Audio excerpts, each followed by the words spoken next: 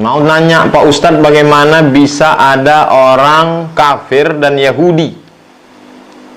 Kenapa bisa ada ini? Sedangkan orang pertama di bumi ini kan Nabi Adam alaihissalam.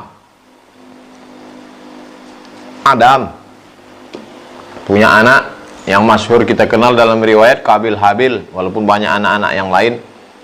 Lalu kemudian setelah itu masa Idris, Adam, Idris, Nuh. Pada masa zaman Nabi Nuh alaihissalam datang banjir bandang.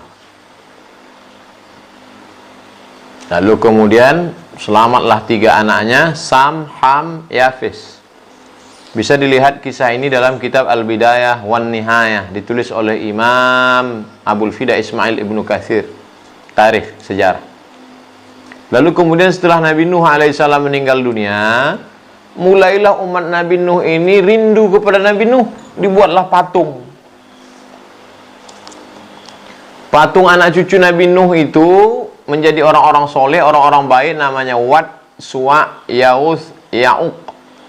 Lalu kemudian mereka rindu kepada Wad, Suwa, Ya'uth, Ya'uq ini, dibuatlah patungnya.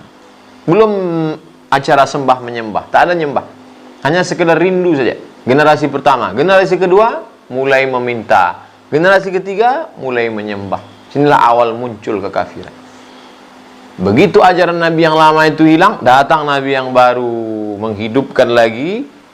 Rasul diutus Allah Subhanahu wa taala menghidupkan akidah la ilaha illallah. Kemudian Nuh Rasulullah, la ilaha illallah. Ibrahim Rasulullah, la ilaha illallah. Musa Rasulullah. Nah, inilah asal usul kekufuran muncul.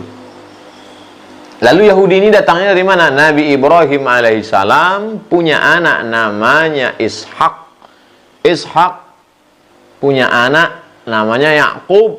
Yakub punya nama satu lagi, nama Yakub adalah Israel. Maka cucu cicit anak keturunan Yakub disebut dengan Bani Israel. Lalu kemudian Yakub punya anak namanya Yusuf. Yusuf punya saudara laki-laki namanya Yahuza. Cucu cicit keturunan Yahuza disebut dengan Yahudi. Maka setiap Yahudi adalah Israel. Setiap Israel adalah Yahudi, tapi tidak setiap Yahudi adalah Israel. Inilah asal usul keturunan. Wallahu a'lam.